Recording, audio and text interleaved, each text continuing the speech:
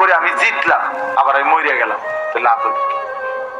এই মসজিদের মধ্যে অনেক সময় দেখা যায় সামনের কাতার খালি, ইচ্ছা করে পিছনে বসে থাকে, বারান্দায় ওই খুঁটির মধ্যে হেলান দিয়া, সাইডের ওয়ালের মধ্যে হেলান দিয়া। এটা তো অভদ্রতা, আল্লাহর ঘরের আদব। সামনের কাতারে যতটা সম্ভব বসা। হাদিসের মধ্যে আছে, নবী সাল্লাল্লাহু আলাইহি ওয়াসাল্লাম বলছেন, দুইটা আমল এমন, যদি তোমরা তার নেকি বুঝতা, নবীজি বলেন, তাহলে সেই দুইটি আমল করার জন্য নিজেদের মধ্যে লটারি দিয়ে হলেও প্রতিযোগিতা করতে। এই দুই আমল হলো, একটা হলো আযান, আরেকটা হলো প্রথম কাতারে বসা। লাউ তা'লামুনা মা ফিন নিদা ওয়াস সাফফিল আউয়াল, যদি তোমরা জানতে আযানের কি ফজিলত আর প্রথম কাতারে বসার কি ফজিলত, তাহলে সুম্মা লাম ইয়াজিদু,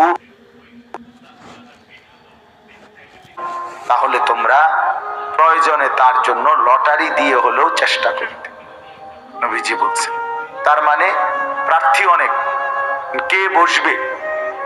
জায়গা হলো প্রথম কাতারে 20 জনের, একসাথে ঢুকছে 50 জন, তো এখন সবাই বসতে চায়, তো তখন কি করতে হবে? লটারি দিতে হবে। আজান দিবা একজন, আজান দিতে আসছে 5 জন, আমিও দেব 10 জন, তো তখন লটারি দিতে হবে। এইভাবে গুরুত্ব দিচ্ছেন নবী সাল্লাল্লাহু আলাইহি ওয়াসাল্লাম।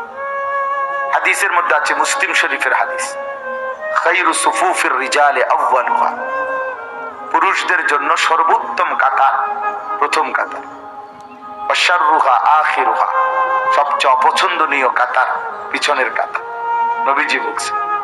ওয়া খায়রু সুফুফিন নিসাই আখিরুহা ওয়া শাররুহা আউয়ালুহা, মহিলাদের জন্য সবচেয়ে পছন্দনীয় পিছনের কাতার, আর সবচেয়ে অপছন্দনীয় সামনের কাতার।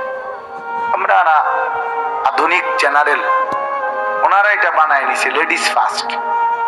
ইসলাম লেডিস ফার্স্ট বলে নাই, ইসলাম পুরুষ ফার্স্ট বলছে। এটার মধ্যে কোনো আহামরি তেমন কোনো ফজিলত নাই। লেডিস আগে হাঁটবে আর লেডাস পিছনে হাঁটবে, মানে এটা লেডিসের বিপরীত শব্দ বললাম, নিজে বানাইছি এটা। তো এইটা পিছনে হাঁটবে, হ্যাঁ, তো এইটা ঠিক না, এটা ইসলাম সম্মত না। কোরআন শরীফে আছে,